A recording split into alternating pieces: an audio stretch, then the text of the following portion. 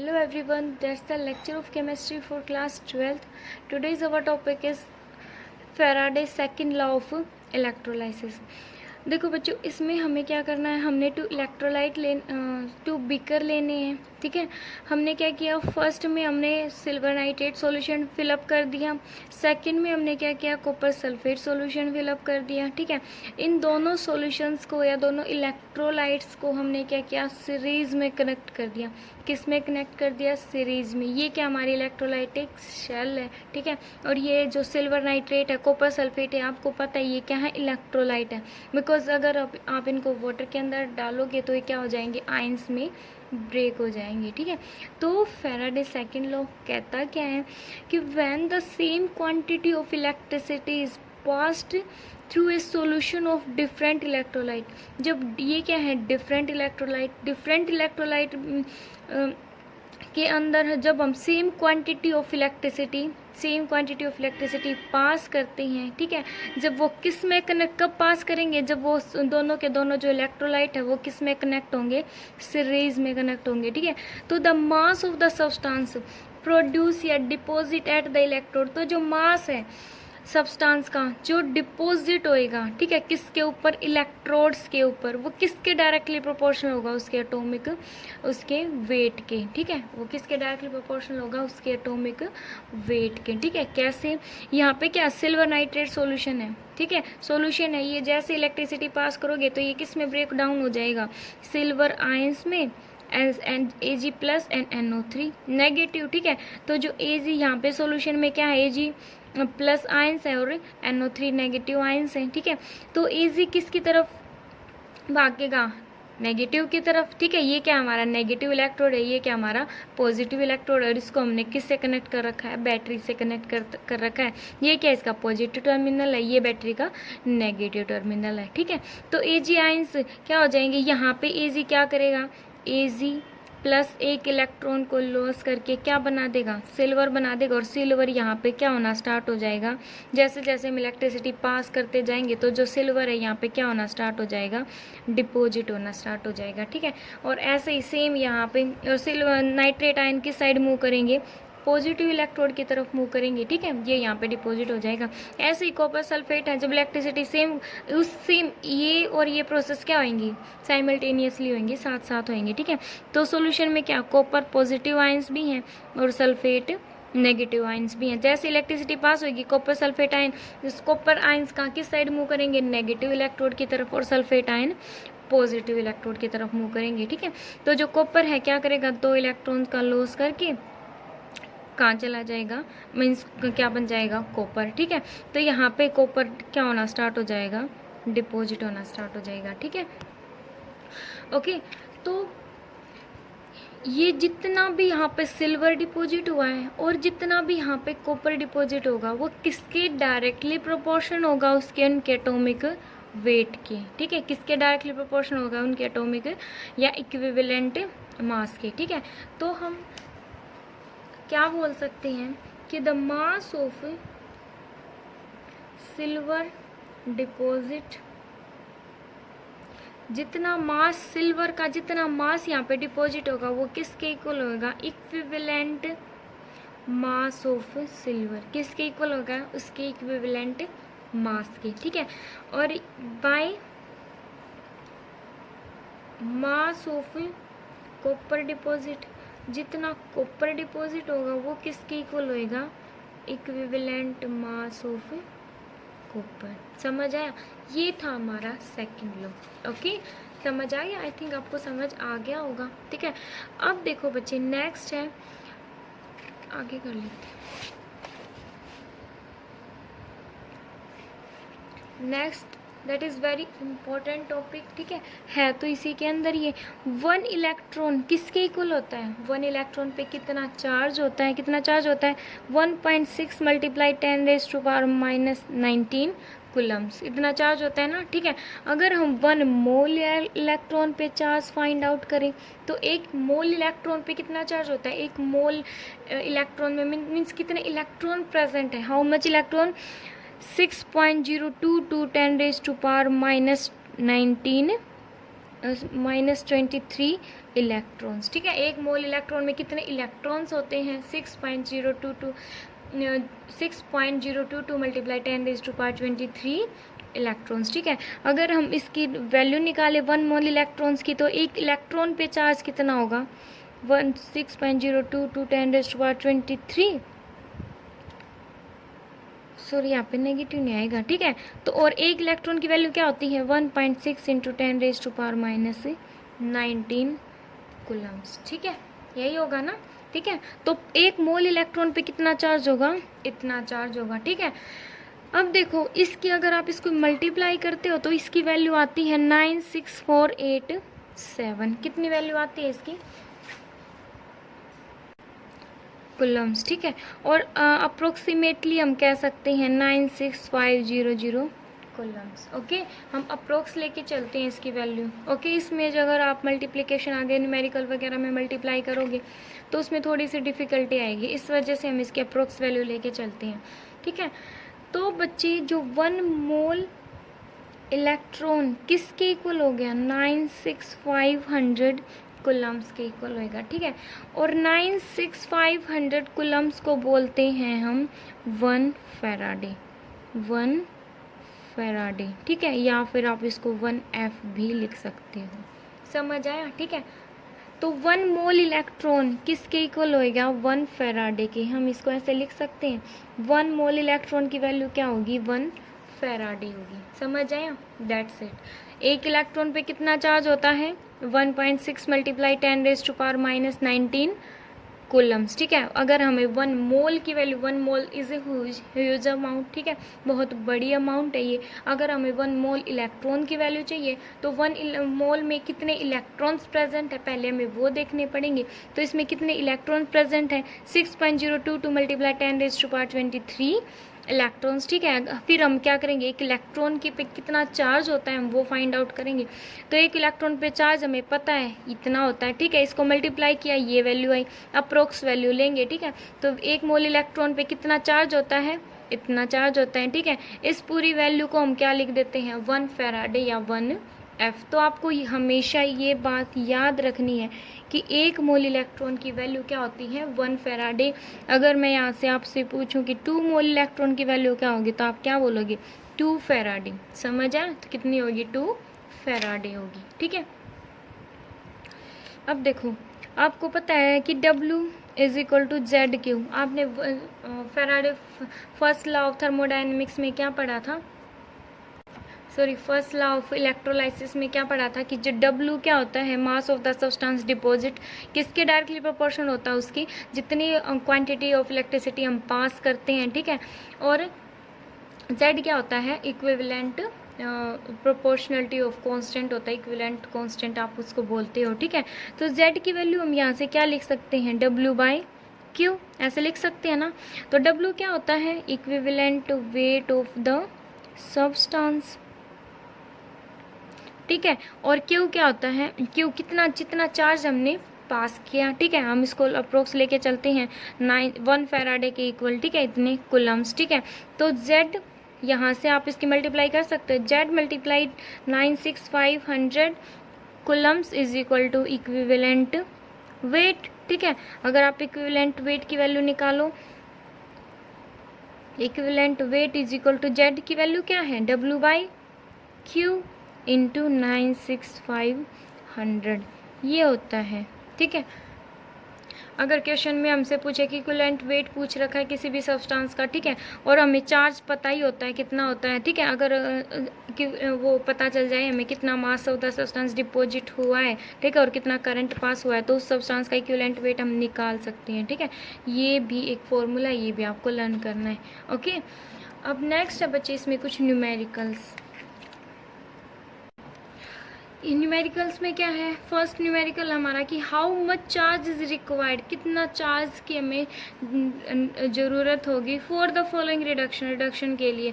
यहाँ पे क्या हुआ है? रिडक्शन हुआ है। ठीक है, Al3+ है, उससे किस में कन्वर्ट हो गया? यहाँ पे इस पे क्या +3 चार्ज है, यहाँ क्या है? इसके ऑक्सीडेशन स्टेट 0 है, मीन्स इस पे कोई चार्ज नहीं, तो क्या हो गया? रिडक्शन हुआ है ना। ठीक है, तो यहाँ पे कितना कैसे होएगा? Al3+ ने जब 3 इलेक्ट्रॉन को लॉस किया होगा, ठीक है, तब क्या बना होगा, एल्यूमिनियम बना होगा, ठीक है।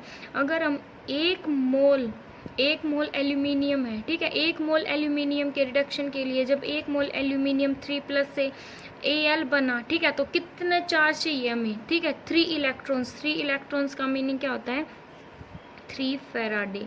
समझ आया, ठीक है। एक मोल इलेक्ट्रॉन्स का मीन्स क्या होता है, 1 फैराडे। 3 मोल इलेक्ट्रॉन्स का मीन्स क्या हो जाएगा, 3 मोल इलेक्ट्रॉन्स का मीन्स क्या हो जाएगा, 3 फैराडे, ठीक है। तो 1 मोल ऑफ Al3+ किसके इक्वल होएगा, 3 फैराडे के इक्वल। मीन्स एक मोल जब Al3+ है हमारे पास, उसको हमें कन्वर्ट करना है एल्यूमिनियम के अंदर, ठीक है, तो हमें कितनी इलेक्ट्रिसिटी पास करनी पड़ेगी, 3 फैराडे चार्ज या 3 फैराडे इलेक्ट्रिसिटी हमें पास करनी पड़ेगी। 3 फैराडे का मीन क्या है, 3 × 1 फैराडे की वैल्यू क्या होती है,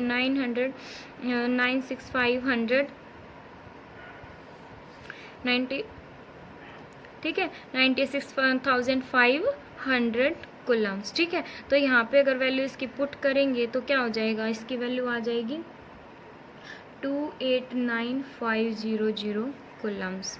ओके, सेकंड देखो आप, सेकंड से और ज़्यादा क्लियर हो जाएगा। हमें क्या करना है, 1 मोल कितना है, कॉपर 2 पॉजिटिव आयंस हैं, उसको कॉपर में कन्वर्ट करना है। तो कॉपर 2 पॉजिटिव आयंस ने जब 2 इलेक्ट्रॉन को लॉस किया होगा, ठीक है, जब ये 2 इलेक्ट्रॉन को लॉस करेगा तो क्या बन जाएगा, सॉरी बच्चों, ये यहाँ पे गेन करेगा इलेक्ट्रॉन्स को। इसके पास तो ऑलरेडी पॉजिटिव चार्ज है तो ये लॉस थोड़ी करेगा, ये क्या करेगा, गेन करेगा इलेक्ट्रॉन्स को, ठीक है। तो ये गेन करेगा तो क्या बना लेगा, कॉपर बना लेगा, है ना। इसी टाइप से सेम ऊपर वाले में भी Al3+ क्या करेगा, 3 इलेक्ट्रॉन को गेन करेगा और क्या बना लेगा, एल्यूमिनियम बना लेगा, ठीक है। तो यहाँ पे क्या है, ये 1 मोल कॉपर 2 पॉजिटिव है, उसके लिए कितना चार्ज चाहिए हमें, 2 इलेक्ट्रॉन मीन्स 2 फैराडे, ठीक है, 2 फैराडे का चार्ज चाहिए, तब ये किस में कन्वर्ट होएगा, कॉपर में कन्वर्ट होएगा, ठीक है। 2 फैराडे का मीन्स क्या है, 2 × 96500 कूलम्स, ठीक है, इट मीन्स 19300 कूलम्स। इसकी वैल्यू कितनी हो जाएगी, इतने कूलम्स हो जाएगी। समझ आया, यहाँ पे 1 मोल, अगर यहाँ पे 2 मोल होता ना, तो 2 मोल के लिए 2 इलेक्ट्रॉन 2 फैराडे चार्ज चाहिए, ठीक है, तो डायरेक्ट हम ऐसे पुट कर देते, ठीक है। यहाँ पे क्या है, 1 मोल के लिए 2 फैराडे चार्ज है। अब नेक्स्ट है हमारा MnO4 नेगेटिव टू Mn2+ में जा रहा है, ठीक है। यहाँ पे भी क्या हुआ है, रिडक्शन हुआ है, ठीक है। यहाँ पे Mn की जो ऑक्सीडेशन स्टेट है वो कितनी है, +7, और यहाँ पे कितनी है, +2, मीन्स 5 इलेक्ट्रॉन्स। तो बच्चे जो Mn7+ है वो क्या करेगा, 5 इलेक्ट्रॉन को गेन करेगा और क्या बन जाएगा, Mn2+, ठीक है। तो यहाँ पे क्या है, 1 मोल Mn7+ है, उसके लिए कितने फैराडे चार्ज चाहिए, कितने इलेक्ट्रॉन्स, कितनी इलेक्ट्रिसिटी हमने पास की, 5 इलेक्ट्रॉन्स, मीन्स 5 फैराडे चार्ज हमने क्या किया, पास किया। 5 इलेक्ट्रॉन मीन्स 5 फैराडे चार्ज। यहाँ क्या है, इसके आगे 1 है, मीन्स अंडरस्टूड है। तो 1 मोल Mn7+ के लिए हमें कितना चार्ज सप्लाई करना पड़ेगा, कितनी इलेक्ट्रिसिटी पास करवानी पड़ेगी, 5 फैराडे, ठीक है। 5 faraday means 5 × 96500 is equal to क्या हो जाएगा, 482,500 कूलम। समझ आया, ठीक है। आई थिंक आपको सब क्लियर हो गया होगा। 1 मोल, यहाँ पे 1 मोल कोई भी सब्सटेंस है, ठीक है, यहाँ पे जितने इलेक्ट्रॉन्स होंगे, ठीक है, उतने ही क्या हो जाएंगे, फैराडे चार्ज, हम वहाँ पे उतनी ही इलेक्ट्रिसिटी मीन्स पास करेंगे, ठीक है।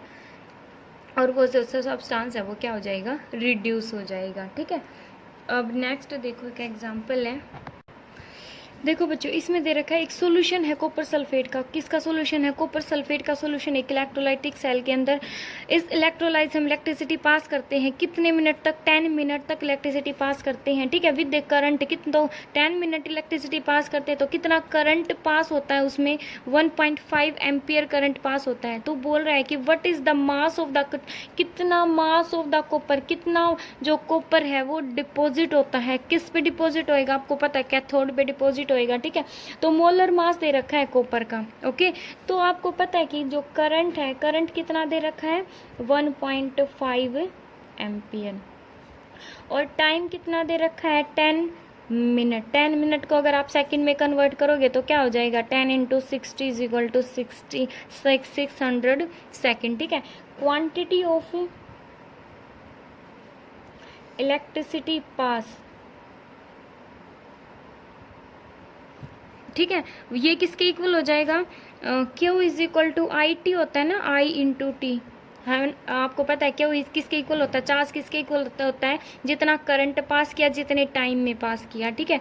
तो आई किसके इक्वल और दे रखा है 1.5 इंटू टाइम कितना है 600 सेकेंड, ठीक है। तो इसकी वैल्यू क्या आ जाती है 900 कोलम्स, ठीक है। कितनी क्वांटिटी की इलेक्ट्रिसिटी हमने कितनी पास की, पहले हमने क्या निकाल लिया कि कितनी कितनी इलेक्ट्रिसिटी हमने पास की है, कितनी इलेक्ट्रिसिटी सप्लाई की है 900 कुलम, ठीक है। तो आपको पता है रिएक्शन क्या होगी, रिएक्शन एट कैथोड, कैथोड पे क्या रिएक्शन होगी, जो कॉपर है, कॉपर जब सॉल्यूशन, ये क्या है, ये किसी भी बिकर के अंदर कॉपर सल्फेट सॉल्यूशन है, तो जब जैसे इलेक्ट्रिसिटी पास करोगे तो copper 2 positive and sulphate negative ions में क्या हो जाएगा, ब्रेक हो जाएगा। तो कॉपर 2 पॉजिटिव 2 इलेक्ट्रॉन गेन करके क्या बना लेगा, कॉपर बना लेगा, मीन्स न्यूट्रल हो जाएगा। यहाँ पे इस पे कितना चार्ज है 2 पॉजिटिव, मीन्स यहाँ पे क्या होता है रिडक्शन, ठीक है, क्या होता है यहाँ पे रिडक्शन। ये क्या है कॉपर 2 पॉजिटिव, यहाँ पे किस ऑक्सीडेशन स्टेट क्या है 2 पॉजिटिव, यहाँ पे क्या है 0। तो आपने पहले मैंने बताया था ना कि अपने रिस्पेक्टिव इलेक्ट्रोड पे जाके वो क्या हो जाते हैं, जो भी आयंस है वो न्यूट्रल हो जाते हैं। तो ये 2 इलेक्ट्रॉन को गेन करेगा और क्या हो जाएगा न्यूट्रल हो जाएगा, ठीक है। तो 1 मोल कॉपर के लिए यहाँ क्या है, 1 मोल कॉपर के लिए हमें कितनी इलेक्ट्रिसिटी सप्लाई करनी पड़ेगी 2 फैराडे, समझ आया, कितने इलेक्ट्रिसिटी हम सप्लाई करेंगे 2 फैराडे, ओके। तो देखो बच्चों यहाँ पे हमें निकालना है mass of the copper deposit, कितना कॉपर जो है डिपॉजिट हुआ है, ठीक है। तो हमें पता है कि 2 इंटू 2 फैराडे या फिर 2 इंटू 96,500 कुलाम्स जो डिपॉजिट करता है, कितने कॉपर को डिपॉजिट करता है 1 मोल कॉपर को, ठीक है। अगर आप इतनी 2 faraday charge, 2 faraday coulombs charge अगर आप सप्लाई करते हो तो उससे कितना कॉपर डिपॉजिट होएगा, हमें कॉपर कितना डिपॉजिट हुआ यही तो निकालना है ना। तो इसको इस साइड राइट हैंड साइड लेंगे और लेफ्ट हैंड साइड जो हमें चीज़ गिवन है उसको लेंगे, समझ आया, ठीक है। तो हमारे पास गिवन क्या है कि हमें पता क्या है कि 2 फैराडे इलेक्ट्रिसिटी जब हम पास करते हैं तो हमारे पास कितना कॉपर डिपॉजिट होता है 1 मोल, और हमारे पास है कितनी इलेक्ट्रिसिटी पास की हमने 900 कुलाम, और 1 कुलाम कितने कॉपर को डिपॉजिट करता है 1/2 इंटू 96500 कॉपर को, ठीक है। और हमारे पास है कितना 900 कुलम्स, तो 900 कुलम्स जो चार्ज है वो कितने कॉपर को डिपॉजिट करता है 1/2 इंटू 96500 इंटू 900, ठीक है। और 1 मोल कॉपर की वैल्यू कितनी दे रखी है, मोलर मास क्या है कॉपर का 63.65। तो यहाँ पे 1 मोल कॉपर है ना, ये 1 मोल कॉपर है, 1 मोल कॉपर की वैल्यू क्या है 63.5 मोल पर लीटर, ठीक है। तो यहाँ पे आप जब इसको कट करोगे तो वैल्यू आ जाएगी 0.963 ग्राम, समझ आया। ये था हमारा पूरा का पूरा सॉल्यूशन। पहले आपने क्या किया, जितनी इलेक्ट्रिसिटी पास की हमने पहले टोटल इलेक्ट्रिसिटी देख ली, ठीक है। कैथोड पे जो रिएक्शन होती है वो देखी। आफ्टर दैट आपने जो भी मीन्स हमारे पास गिवन क्या हो रहा है, हमें निकालना क्या है, हमें वो देखना पड़ेगा, ठीक है। जो हमें निकालना उसको हम राइट हैंड साइड करेंगे और जो हमारे पास गिवन उसको हम लेफ्ट हैंड साइड करेंगे और निकाल लेंगे, ठीक है। अब नेक्स्ट है बच्चे हमारे पास कंडक्टेंस ऑफ इलेक्ट्रोलाइटिक सॉल्यूशन, जो कि जो इलेक्ट्रोलाइटिक सॉल्यूशन है उसकी कंडक्टेंस क्या होती है। तो आपको पता है कि कंडक्टर कौन से होते हैं, जो अपने में से which allow electricity to pass through them, जो अपने में से इलेक्ट्रिसिटी को पास होने देते हैं उसको हम क्या बोलते हैं कंडक्टर बोलते हैं। एंड इंसुलेटर क्या होता है, जो अपने में से इलेक्ट्रिसिटी विच नॉट अलाउ, जो अपने में से इलेक्ट्रिसिटी को पास नहीं होने देते हैं। कंडक्टर लाइक कॉपर है, सिल्वर है, ठीक है। और जो इंसुलेटर होते हैं लाइक वुड, प्लास्टिक, ये क्या होते हैं, और सैंड, ये अपने में से इलेक्ट्रिसिटी को पास नहीं होने देते, इनको हम बोलते हैं इंसुलेटर, ठीक है। अब जो कंडक्टर होते हैं वो 2 टाइप के होते हैं, एक तो इलेक्ट्रॉनिक कंडक्टर बोलो या फिर मेटालिक कंडक्टर बोलो, ठीक है। हम इलेक्ट्रॉनिक कंडक्टर बोल रहे हैं, इलेक्ट्रॉनिक कंडक्टर, या फिर आप इसको और मेटालिक कंडक्टर भी बोल सकते हो, मेटालिक कंडक्टर, ठीक है। ये क्या होते हैं, दोज इलेक्ट्रॉनिक या मेटालिक कंडक्टर क्या होंगे, दोज विच कंडक्ट इलेक्ट्रिसिटी, जो इलेक्ट्रिसिटी कंडक्ट करेंगे विदाउट एनी डिकम्पोजिशन, इसमें कोई आयंस का ब्रेकेज नहीं होगी। जैसे कॉपर सल्फेट होता है ना, इलेक्ट्रिसिटी पास करते ही कॉपर अलग हो जाता है, कॉपर आयंस अलग हो जाते हैं, सल्फेट आयन अलग हो जाते हैं, सिल्वर नाइट्रेट है, सिल्वर अलग, नाइट्रेट अलग है ना, इसमें ऐसा कुछ नहीं होगा। मेटालिक कंडक्टर के एग्जाम्पल होते हैं लाइक सारे जितने भी मेटल्स होती हैं, ठीक है, ग्रेफाइट, ठीक है, और सारे जो भी मिनरल्स वगैरह होते हैं ये इसके एग्जाम्पल होते हैं, ठीक है। मीन्स इसमें कोई भी डिकम्पोजिशन नहीं होएगा, मेटल ब्रेक नहीं होएगी। इट मीन्स इसमें जो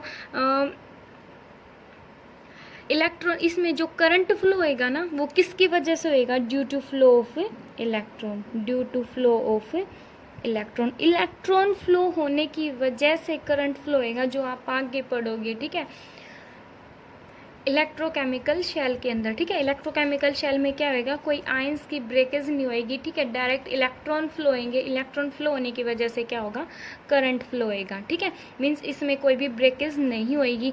सेकंड है बच्चे यहाँ पे electrolytic conductance, electrolytic conductance,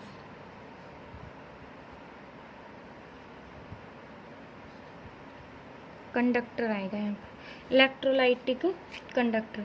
electrolytic conductor में क्या होगा, मीन्स इसमें those which undergo decomposition of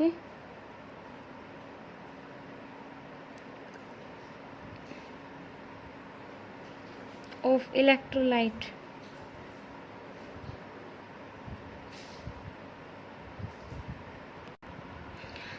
electrolytic conductance क्या होती है, those which undergo decomposition of electrolyte, जैसे हम इलेक्ट्रिसिटी पास करेंगे तो क्या हो जाएगा, इलेक्ट्रोलाइट जो भी इलेक्ट्रोलाइट्स हैं लाइक सिल्वर नाइट्रेट है, कॉपर सल्फेट है, सोडियम क्लोराइड है, ये क्या हो जाएंगे, ब्रेक डाउन हो जाएंगे आयंस के अंदर, पॉजिटिव और नेगेटिव आयंस मीन्स कैटाइन और एनाइन के अंदर क्या हो जाएंगे, ब्रेक हो जाएंगे when current is pass through them, okay. इसमें एग्जाम्पल होते हैं like solution of acid, solution of acid, ठीक है, एसिड का कोई भी सॉल्यूशन लाइक HCl है, H प्लस में ब्रेक हो गया, HCl है, इलेक्ट्रिसिटी पास की, H प्लस आयन अलग हो गई, Cl माइनस आयन अलग हो गई, ठीक है, बेस है, या फिर सॉल्ट इन वाटर, ये क्या है, इसके एग्जाम्पल हैं, ठीक है। इट मीन्स इसमें जो इलेक्ट्रिसिटी, इसमें जो इलेक्ट्रिसिटी कंडक्ट करता है जो भी सॉल्यूशन, वो किसकी वजह से कंडक्ट होएगी इलेक्ट्रिसिटी, वो होएगी due to movement of ions, वो किसकी वजह से होएगी, मूवमेंट ऑफ आयंस, बिकॉज यहाँ पे क्या मूव करेंगे, आयंस मूव करेंगे, समझ आया, यहाँ पे कौन मूव करता है, आयंस मूव करते हैं, बिकॉज आयन क्या हो जाते हैं, ब्रेक हो जाते हैं जब हम इलेक्ट्रिसिटी पास करते हैं, ठीक है। अब जो इलेक्ट्रोलाइट है वो भी 2 टाइप के होते हैं, क्या है, जो इलेक्ट्रोलाइट हैं वो भी क्या होते हैं, 2 टाइप के होते हैं। First is strong electrolyte, first is strong electrolyte, second is weak electrolyte, ठीक है। First is strong electrolyte, strong electrolyte आपने 9th-10th में पढ़ा होगा। स्ट्रॉन्ग इलेक्ट्रोलाइट कौन से होते हैं, जो कंप्लीटली डिसोशिएट हो जाते हैं, किसमें, एक्वस सॉल्यूशन में, लिख देती हूँ मैं, which completely dissociate into aqueous solution या फिर मोल्टन स्टेट, ठीक है। जब आप उनको मेल्ट करते हो, ठीक है, थोड़ा सा हीट किया, वो क्या हो जाएंगे, आयंस में ब्रेक हो जाएंगे। For example HCl, HNO3, H2SO4, ये क्या है, बहुत ज़्यादा स्ट्रॉन्ग इलेक्ट्रोलाइट है, ठीक है। और आप इसको बोल सकते हो ये बहुत ज़्यादा स्ट्रॉन्ग एसिड भी हैं, ठीक है, जो कम्प्लीटली डिसोशिएट हो जाते हैं एक्वा सॉल्यूशन या फिर मोल्टन स्टेट में। जैसे आप इसको एक्वा सॉल्यूशन मीन्स वाटर के अंदर डालोगे तो कम्प्लीटली डिसोशिएट हो जाएंगे, मीन्स आप इसको बोल सकते हो 100% डिसोशिएशन हो जाता है इनका, ठीक है। वीक इलेक्ट्रोलाइट क्या होते हैं, जो कम्प्लीटली नॉट कम्प्लीटली डिसोशिएट, जो कम्प्लीटली डिसोशिएट नहीं होते हैं, ठीक है, इन एक्वा सॉल्यूशन और मोल्टन स्टेट। इसमें हम एग्जांपल बोल सकते हैं, वीक एसिड का एग्जांपल ले सकते हो आप, वीक एसिड या फिर वीक बेस, ठीक है। अभी यहाँ पे आप अगर स्ट्रॉन्ग बेस, ये तो क्या थे, हमारे स्ट्रॉन्ग एसिड थे, अगर आप स्ट्रॉन्ग बेस का एग्जांपल लो तो हो जाएगा NaOH, KOH, ये क्या है, स्ट्रॉन्ग बेस है, ठीक है। अगर आप यहाँ पे ये वीक एसिड लेते हो तो क्या हो जाएगा, acetic acid CH3COOH, HCN, hydrogen cyanide, ठीक है, H2CO3, हाइड्रोजन कार्बोनेट, ठीक है, इस टाइप से। और अगर वीक बेस का एग्जांपल लेते हो, वीक बेस क्या होते हैं हमारे, NH4OH, ammonium hydroxide, calcium hydroxide, ये क्या होते हैं हमारे वीक बेस होते हैं। अगर आप और नेक्स्ट अगर आप लेते हो एग्जांपल एल्यूमिनियम हाइड्रोक्साइड, ठीक है, इनमें जो डिग्री ऑफ डिसोशिएशन होता है ना, मीन्स ये डिसोशिएट तो होते हैं, ऐसा नहीं है कि ये डिसोशिएट नहीं होते हैं। यहाँ हमने बोला नॉट कम्प्लीटली, मीन्स अगर इनका 100% डिसोशिएशन होता है ना, तो इनका में भी जस्ट 5% डिसोशिएशन होएगा। कितना डिसोशिएशन होएगा, 5%, ठीक है। जैसे ही कोई भी हम फॉर एग्जांपल हमने ये लिया, कोई बीकर लिया और इसके अंदर हमने क्या किया, NH4OH, ये क्या है हमारे पास वीक बेस है, ये डाल दिया, ठीक है। तो जैसे इलेक्ट्रिसिटी पास करवाते हैं ना, इसका 5% डिसोशिएशन होएगा कि ये जो NH4 है वो अलग हो जाएगा और हाइड्रोक्साइड आयन अलग हो जाएंगे, ठीक है। लेकिन 5% तो ये अलग हो जाएंगे और 95% अमोनियम हाइड्रोक्साइड है वो एज इट इज सॉल्यूशन में पड़ा रहेगा। समझ आया, ठीक है। और ये क्या हो जाती है, कम्प्लीटली डिसोशिएट हो जाते हैं। अब है बच्चे factor affecting electrolytic conductance. Electrolytic conductance है, उस पर कौन कौन से फैक्टर डिपेंड करते हैं, ठीक है। फर्स्ट है इसमें हमारा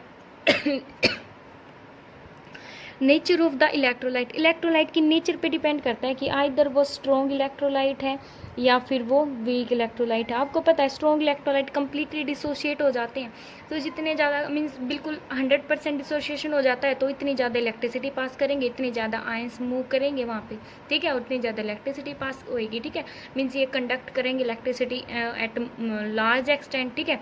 इसके कंपैरिजन में वीक है वो 5% डिसोशिएट होएंगे, ठीक है। इस वजह से आयंस इतने ज़्यादा मूव कर ही नहीं पाएंगे, ठीक है। इसकी वजह से वो क्या करेंगे, conduct electricity at small extent, ये क्या करेंगे, स्मॉल एक्सटेंट में इलेक्ट्रिसिटी कंडक्ट करेंगे और ये लार्ज एक्सटेंट में करेंगे, ठीक है।